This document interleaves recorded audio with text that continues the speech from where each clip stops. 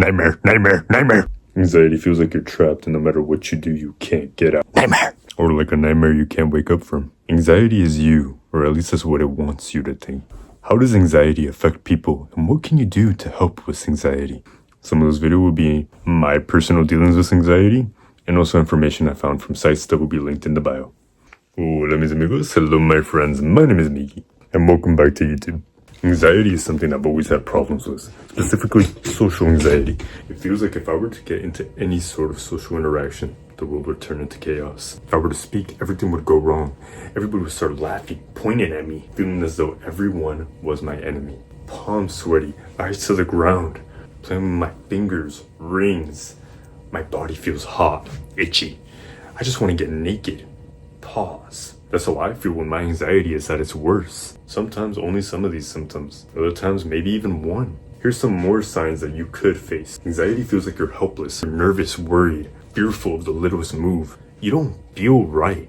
Often in anxiety, you try to think ahead. You try to anticipate threat or danger, panic attacks, replays of embarrassing events, obsess over needless things. Physical symptoms, heart rate up, sweaty, fidgety. You may wonder, this sounds like fear. Anxiety Disorders by White Swan Foundation explain. Anxiety is not the same as fear, but they are often used interchangeably. Anxiety is considered a future-oriented, long-acting response broadly focused on a diffuse threat, whereas fear is an appropriate, present-orientated, and short-lived response to a clearly identifiable and specific threat. To give an example, you're afraid of the dark. It's nighttime. You're watching feet videos. Power goes out. You are now scared. You now feel fear. It's present right in front of you. Second person, you have anxiety.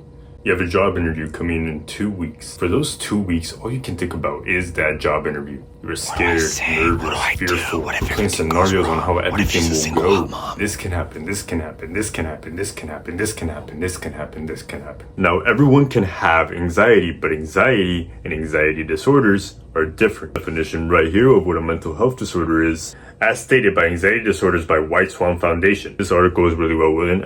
I really recommend you check it out. Anxiety is more about worrying about bills, job interviews, tests, other important events, the feeling of butterflies in your stomach before a public performance or a big meeting, sadness or worry immediately after traumatic events such as the loss of a loved one, breaking into a sweat before a big match. Those are only some of the reasons. They should all be up in the video if you want to read some of the other reasons you could have anxiety. While anxiety disorder looks more like this: worrying constantly and excessively for no apparent reason, making it difficult for you to perform day-to-day activities, fearing any social or performance-related situations in which you may be exposed to possible scrutiny by others. You fear that you will act in a way that will be humiliating or embarrassing. Repeated flashbacks, dreams, and subsequent worry following exposure to an extremely traumatic event in the past. Repeated panic attacks along with some nervous feelings like I am going to die for no apparent reason, and the constant fear of having another attack. Why do you have anxiety? A couple of reasons were just said, but let's dive deeper. Personally, anxiety runs in the family. It got passed down. I had a lot of problems with me keeping all my emotions in, especially when I was younger.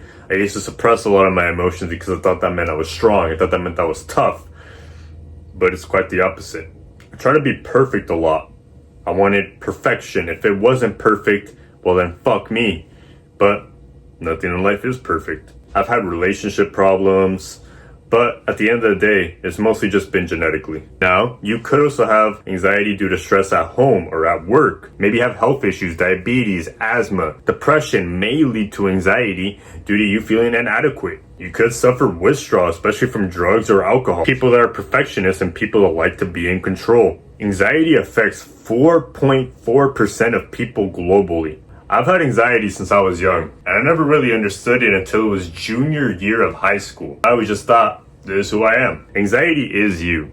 That's what it tells you. It makes you want to plan everything in advance. You want to think of every scenario like you're fucking Doctor Strange. It will trick you into worrying about every little thing. But at last, that is all it is.